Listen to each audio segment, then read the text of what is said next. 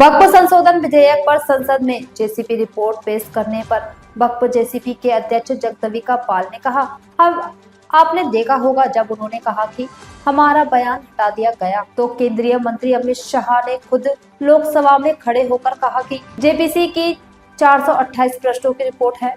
इसके बावजूद अगर हमारे विपक्षी सहयोगी कह रहे हैं कि निर्णय नोट से कुछ बातें हटा दी गई हैं, तो उन्होंने लोकसभा के अध्यक्ष से आग्रह किया कि जो भी वे चाहते हैं उन्हें शामिल किया जाए। आपने देखा होगा जब उन्होंने ये कहा कि हमारा वक्तव्य हटा दिया गया तो खुद भारत के गृह मंत्री श्री अमित शाह जी लोकसभा के सदन में खड़े होकर कहा कि 428 पेज की रिपोर्ट है जेपीसी की वक्फ की।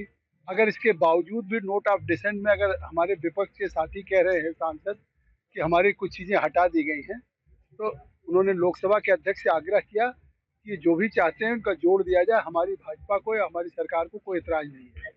इससे साफ है कि ये केवल देश में भ्रम पैदा करने की, गुमराह करने की कोशिश कर रहे हैं, क्योंकि जो ट्रांसपेरेंट बिल आ रहा है, जो वक्फ का बिल है, तो अब भविष्य में वक्फ की प्रॉपर्टी का जिस तरह से मुतवल्ली या खुर्द-बुर्द हो रहा था, वक्फ का फ़ायदा किसी गरीब मुसलमान को नहीं मिल रहा था, किसी अनाथ को नहीं मिल रहा था, विधवा को नहीं, ख़वातीन को नहीं, किसी पसमानदा को नहीं मिल रहा था। आखिर कहीं भी आप वक्फ की प्रॉपर्टी हर ज़िले में है, उससे कहीं किसी गरीब की मदद शिक्षा में, एजुकेशन में, अस्पताल में हो रहा है? नहीं।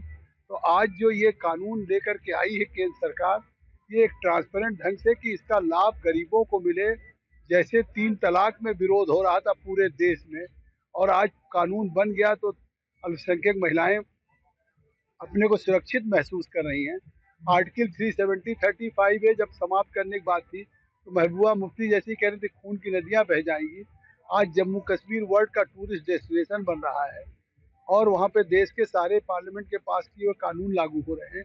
तो स्वाभाविक है कि आज यह भी आने के बाद से जो वक्फ का वाकिफ करने की मंशा है वो पूरा होगा।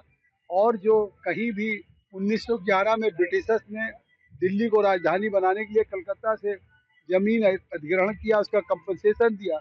1911 के बाद 1970 में वक्फ ने कह दिया कि ये वक्फ की प्रॉपर्टी 123 जो लाखों करोड़ की है। हर जिले में उत्तर प्रदेश के आज ऐसी बहुत सी गवर्नमेंट की प्रॉपर्टी जिसको वक्फ अपने ऊपर कब्जा कर रखा है या वक्फ क्लेम कर रहा है। तो आज इस एक्ट के आने के बाद वो उस तरह की प्रॉपर्टी जो गवर्नमेंट की होगी। कहीं भी पहले होता था कि वक्फ